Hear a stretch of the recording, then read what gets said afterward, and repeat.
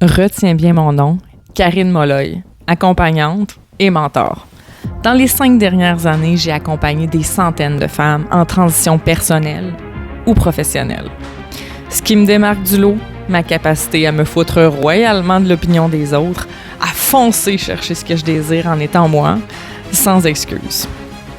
T'es une femme qui sent que quelque chose doit changer mais qui se retient, qui manque de torque pour oser faire un move et qui passe en arrière-plan de sa propre vie. Hey, c'est ici que ça s'arrête. Bienvenue sur mon podcast Forte, insoumise et assumée.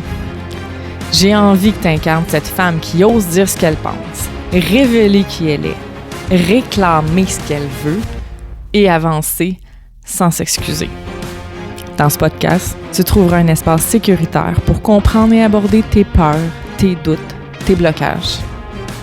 Je t'amènerai à des prises de conscience puissantes pour identifier où tu te retiens encore. Tu trouveras des clés pratiques pour passer à l'action, même quand ça bouscule. On abordera le travail énergétique, quantique, spirituel, émotionnel, physique, pour libérer ce qui t'alourdit et réaligner ton énergie. Ici, c'est direct, inspirant, lumineux, sans détour. Explore-toi, révèle-toi. C'est le moment d'aller chercher ce que tu veux réellement. Bonjour à toi! Alors aujourd'hui, je fais un petit spécial, je fais un live et en même temps, j'enregistre le prochain épisode de podcast. J'ai décidé de faire un 2 dans un. Aujourd'hui, cet épisode-là, il est très cher à mon cœur parce qu'on va parler d'un sujet qu'on parle pas tant que ça, puis qui mériterait tellement beaucoup plus d'attention pour les femmes. C'est notre définition puis notre concept de la femme forte. Et c'est un concept qui est tellement imprégné en nous depuis qu'on est petite qu'on s'en rend même pas compte que c'est là, puis ça va teinter, je te dirais, pas mal de nos actions. Ça va teinter pas mal de nos choix de vie, OK?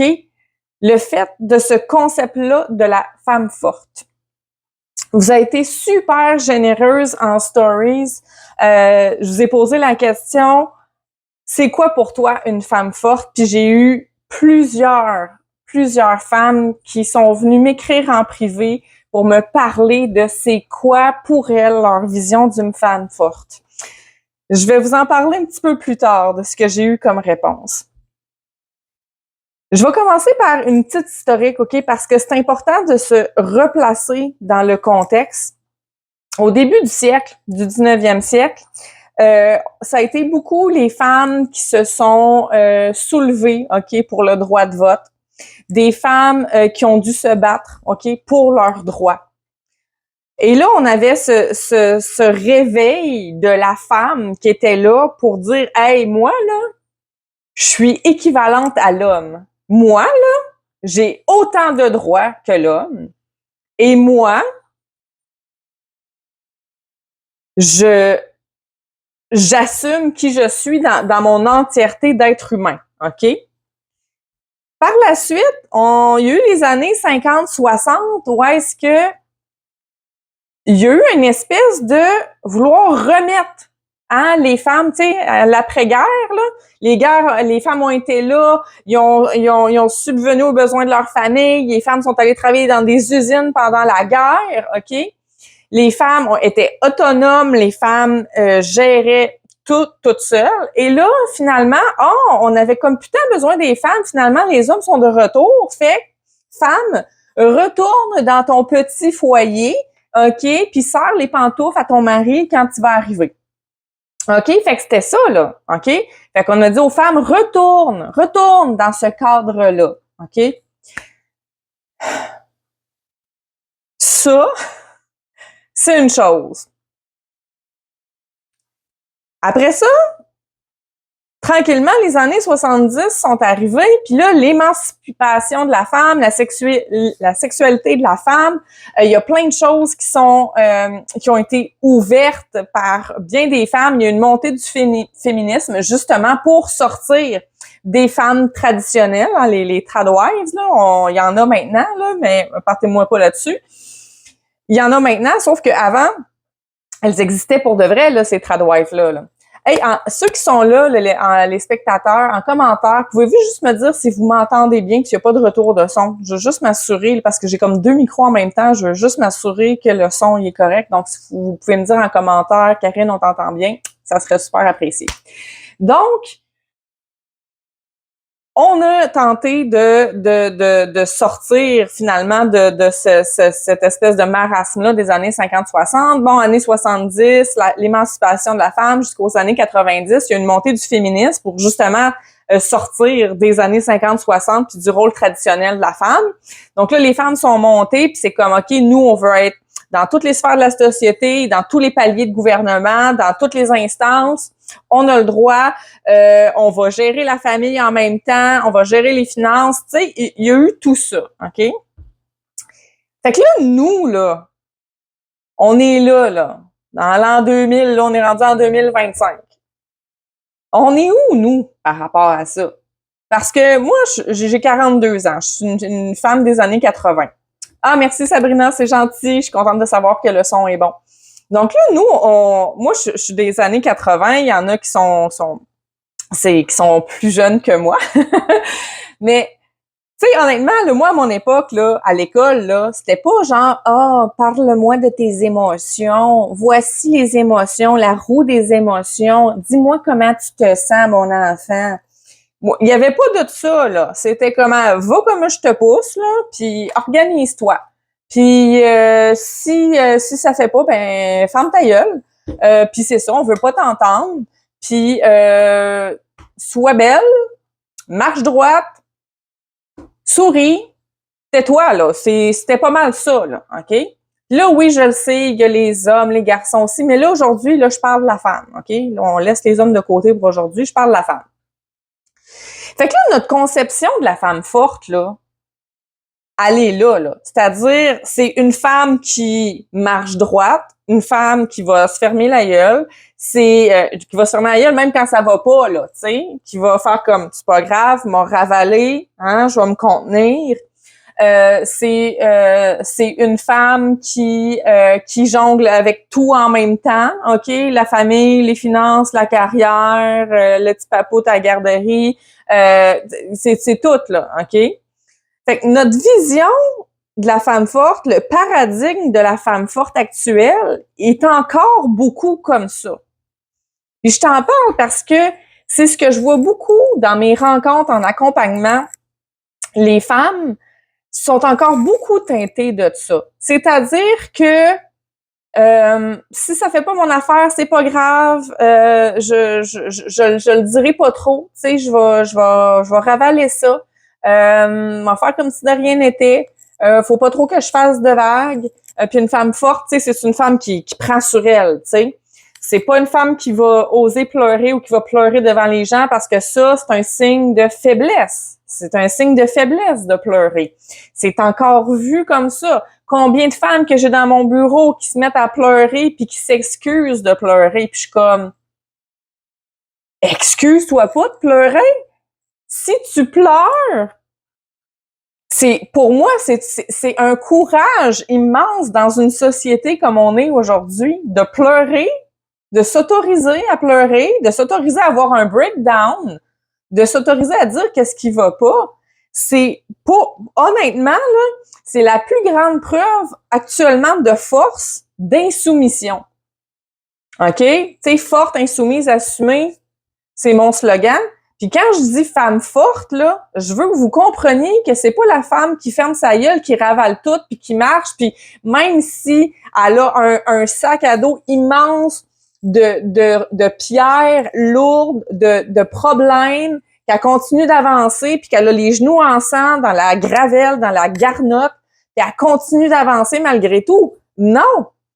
pour moi, la femme forte, c'est la femme qui s'autorise, malgré tout, qu'est-ce qu'on nous met comme pression, à pleurer, à se remettre en question, à nommer ce qui va pas, à faire des choix pour elle. Ça, imaginez-vous le symbole d'insoumission et de force quand une femme s'autorise en 2025, encore aujourd'hui, à s'ouvrir puis à se montrer vulnérable.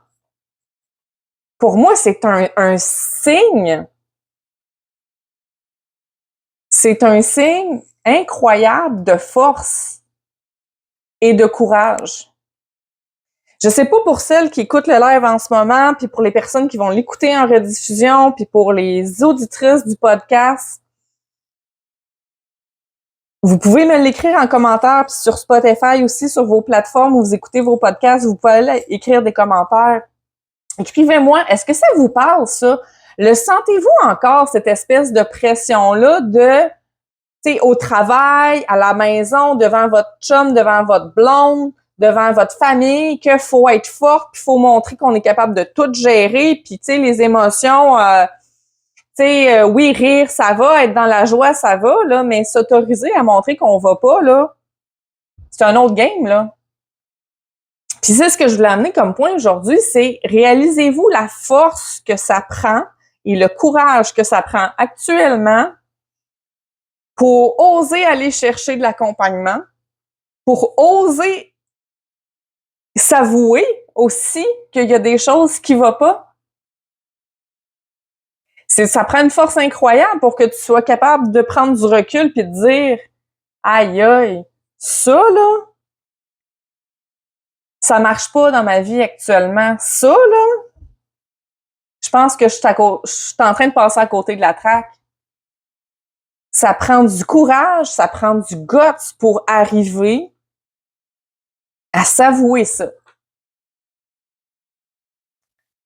Fait que moi, le paradigme de la femme forte là, qui est encore là, je le sens. C'est-tu moi qui est folle ou je suis toute seule à sentir ça, que c'est encore là?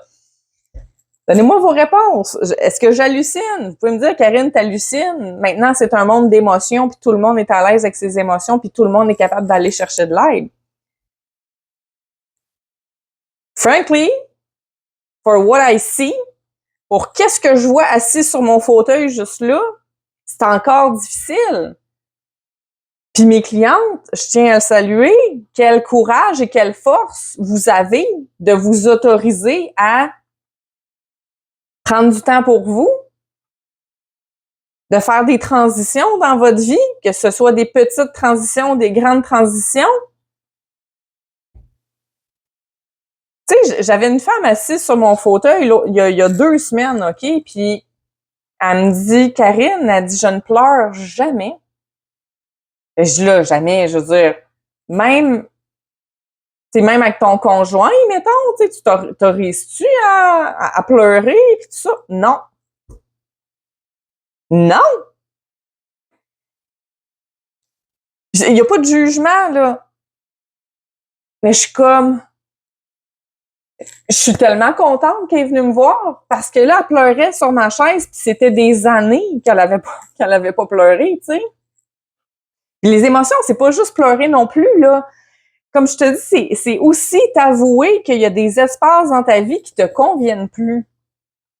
Tu sais, si je sais qu'on veut pas se retourner des fois vers notre intérieur puis se poser des questions. Pourquoi? Parce qu'on a peur de ce qu'on va trouver. Si je continue d'être dans le déni, ben ma vie va rester comme ça, mais je me rendrai pas compte que je suis vraiment malheureuse, tu sais. Puis c'est correct, c'est un choix de vie là de vivre dans le déni. Je juge pas ça. Il y a des personnes qui vont passer leur vie, cette vie-ci, cette existence-ci dans le déni, puis c'est OK. De mon côté, j'ai expérimenté d'autres choses. Quand, en 2016, j'ai eu mon éveil spirituel, j'étais très spirituelle enfant, début de l'adolescence, il y a eu comme une brisure à un moment donné, j'ai mis toute la spiritualité de côté jusqu'en 2016, OK? Et quand j'ai commencé je dirais mon deuxième éveil spirituel, j'étais dans un sale état. J'étais dans un état, ma fille, un état lamentable. J'étais sur le bord de me péter une deuxième dépression majeure. J'étais totalement épuisée. J'étais complètement déconnectée de moi-même. Il y avait plein d'affaires qui ne fonctionnaient pas dans ma vie et je m'étais déconnectée parce que j'avais pas envie de prendre conscience de ça. Parce que je le savais qu'une fois que ça allait être adressé, là, une fois qu'on a nommé un chat, on peut pas dire qu'on le voit plus, le chat. Il est là, il est dans notre face. Fait que c'est ça qui arrive quand tu nommes puis tu réalises des choses qui ne vont pas dans ta vie, c'est que tu peux pas faire comme si ça existait plus. Tu sais, tu peux pas faire comme l'autruche te sacrer la tête dans le sable, ça marche pas. C'est dans ta conscience, tu le sais, tu peux plus l'ignorer. Mais encore là, c'est un choix, tu le sais, puis tu peux choisir de ne rien faire.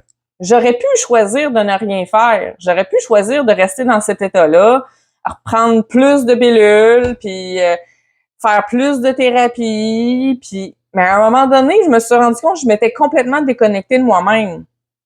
La façon que je m'en suis sortie personnellement, ça a été de me reconnecter à mon intérieur. J'ai suivi un certain cheminement thérapeutique alternatif qui a fait en sorte que aujourd'hui, je suis la femme que je suis.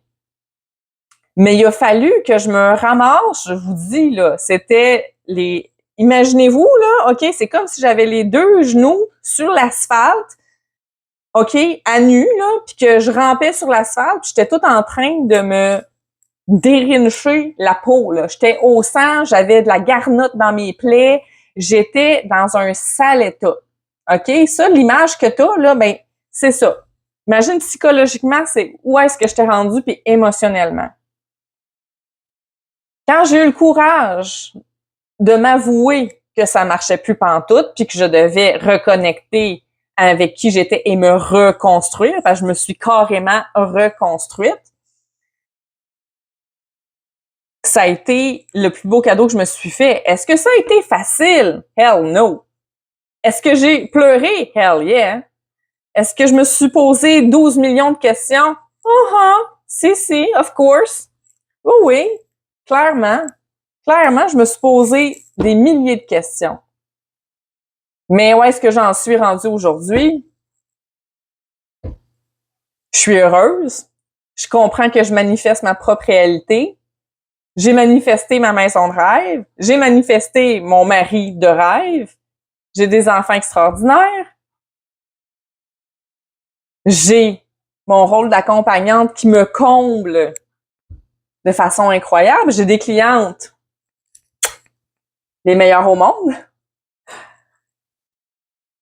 Mais pour avoir tout ça, il a fallu que je sorte cette force-là qui, je croyais, était une faiblesse. Je croyais que j'étais faible en 2016 avec mes deux genoux dans la garnotte, là. OK? Je pensais que j'étais faible. Parce que je m'étais construit l'image de la femme forte. J'ai tellement essayé de rester forte, tellement que je me suis complètement démolie. Complètement démolie. Fait que tout ça m'a amené où je suis aujourd'hui. Et cette définition de la femme forte et ce paradigme de la femme forte que je m'étais forgé et que j'avais intégré sans m'en rendre compte a fait en sorte que je me suis ramassée dans un état totalement lamentable parce qu'à force de vouloir être forte, j'ai nié tout ce que j'étais et j'ai nié tout ce qui m'arrivait et j'ai nié mes émotions.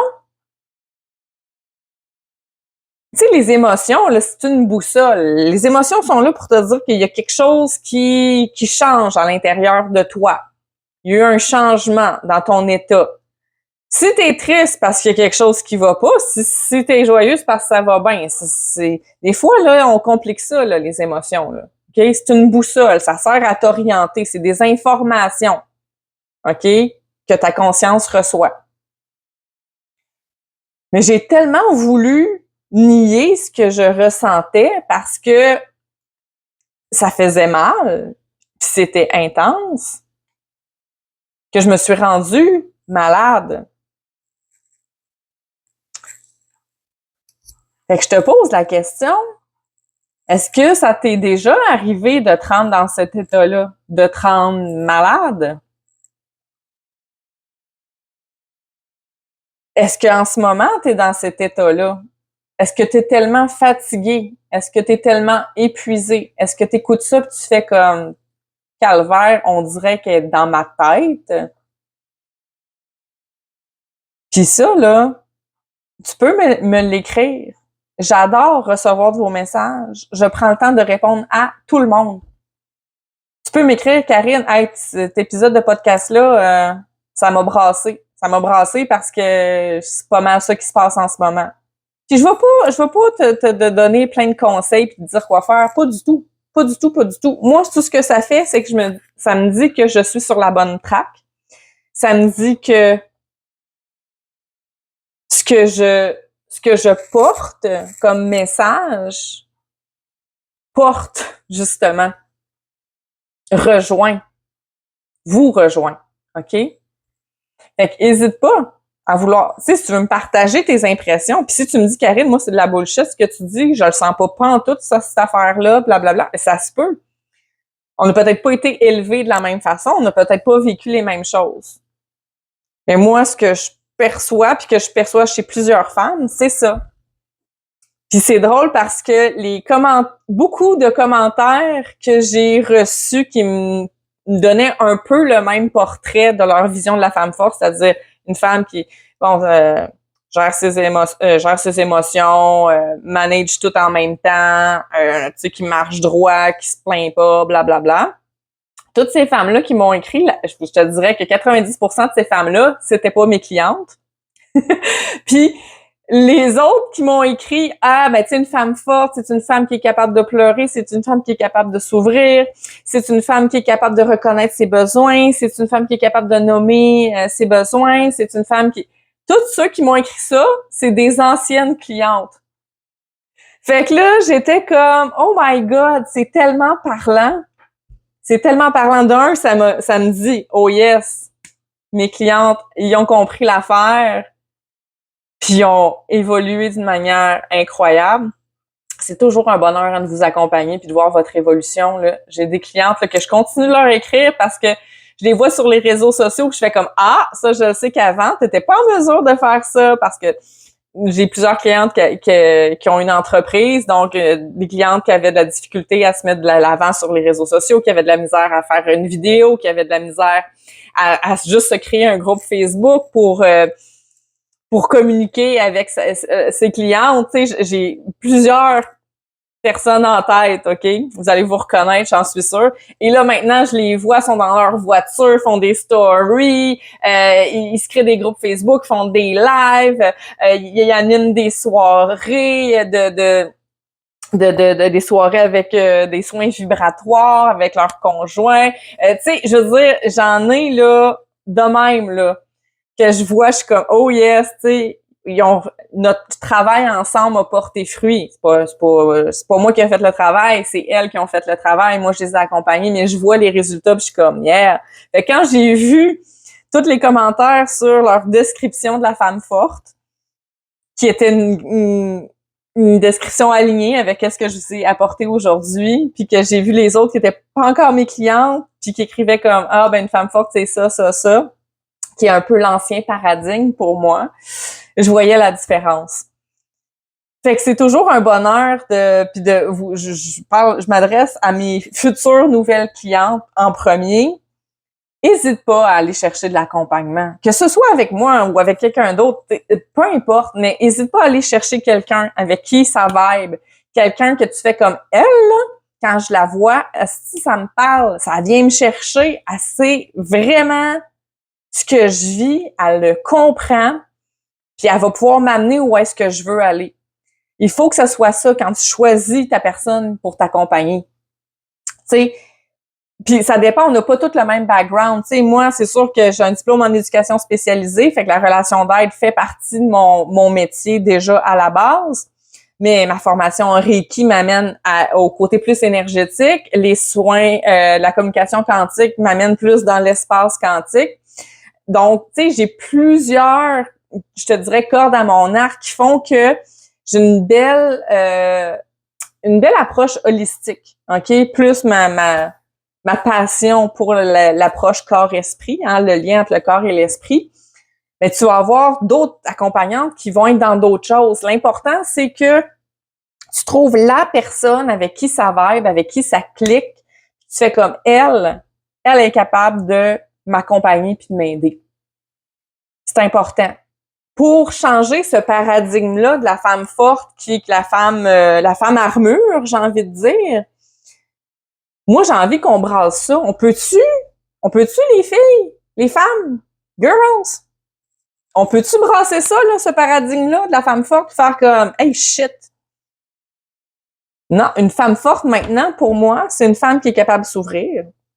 C'est une femme qui est capable de se mettre en posture de vulnérabilité, qui est capable de pleurer. C'est pas obligé, là. C'est pas obligé de pleurer. Mais qui est capable de pleurer quand elle se sent dans un safe space, hein, un espace sécuritaire, qui est capable de se laisser aller quand même, qui est capable d'être en contact avec ce qui se passe à l'intérieur d'elle, tu sais.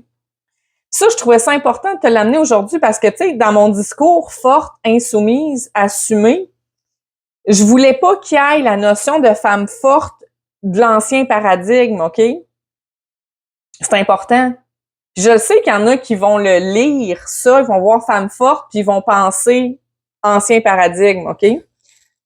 Mais c'est pas grave, ça me le disait que c'était ça qu'il fallait que je mette. Forte, insoumise, assumée, ça a sorti toute seule, je l'ai senti descendre dans le champ quantique que c'est ça que je devais mettre, OK? Puis je pense que ça fait partie de ma mission, parce que j'ai ma mission qui est d'accompagner les femmes vraiment dans leur transition d'un état à un autre, d'une émotion à un autre, transition de vie à un autre chapitre de leur vie, transition d'un état de ton corps peut-être malade, souffrant, à un état de plus de soulagement. Pour moi, c'est ça. Toutes les transitions, je l'ai expliqué dans d'autres épisodes, mais je l'explique quand même ici. Fait que je trouvais ça important de faire la nuance aujourd'hui dans le forte, insoumise, assumée. Pour moi, c'était quoi une femme forte? C'est ça. C'est une femme qui est capable de se connecter avec ce qui se passe à l'intérieur d'elle et qui, le plus souvent, ne se ment pas. C'est pas toujours facile. Pas parfaite, là. Ça m'arrive de me mentir moi-même, là. À un moment donné, je m'en rends compte, je le sais, là, je commence à en connaître mes patterns. Mais des fois, on se ment. Puis pour moi, une femme forte, insoumise, assumée, c'est une femme qui est capable aussi de ne pas tomber dans son ego, qui tente d'être dans l'amour et non dans la peur. C'est un peu tout ça. J'espère que ce live-là, cet épisode de podcast-là va avoir réussi à mettre en lumière, pour moi, le nouveau paradigme de la femme forte. Tu sais, la femme forte, c'est juste une femme qui est, dans le fond. C'est juste être soi. C'est s'autoriser à être soi-même. Sans avoir besoin de se cacher. Sans avoir besoin de se filtrer, de se censurer. Tu sais, j'ai mis femme forte parce que c'est le paradigme que j'avais envie de brasser puis qu'on redéfinisse ce paradigme-là. Mais dans le fond, et si la femme forte, c'était pas simplement la femme qui est? Je souhaite ardemment que ce soit ça. Honnêtement, là. Vraiment, vraiment. Que ce soit le paradigme de la femme forte. La femme qui est, tout simplement. Alors, je te laisse là-dessus. N'hésite pas à partager l'épisode, soit sur tes réseaux sociaux ou en privé, à des amis. Si tu dis « Hey, ça, faut que tu écoutes ça », j'aimerais ça. Moi, ce que ça me permet, c'est de toucher le plus de femmes possible parce que ça fait partie de ma mission. Fait que j'aimerais vraiment ça, que tu sois en mesure de le partager, d'écrire des commentaires en dessous des publications, d'écrire des commentaires dans Spotify ou sur la plateforme dans laquelle tu écoutes l'épisode, d'aller mettre un commentaire en dessous de l'épisode. Moi, ça me permet plus de visibilité, puis ça me permet d'accompagner encore plus de femmes. Puis ça, ben, c'est du gros bonheur. À bientôt!